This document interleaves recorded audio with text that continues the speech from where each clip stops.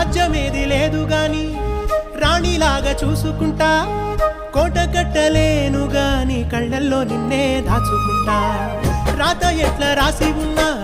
ఆ మార్చి నీతో రాసుకుంటా స్వర్గమంటూ ఉన్నదంటే అది నీతోనే ప్రతిరోజు పంచుకుంటా నిన్ను గన్న మీ నాన్నకన్నా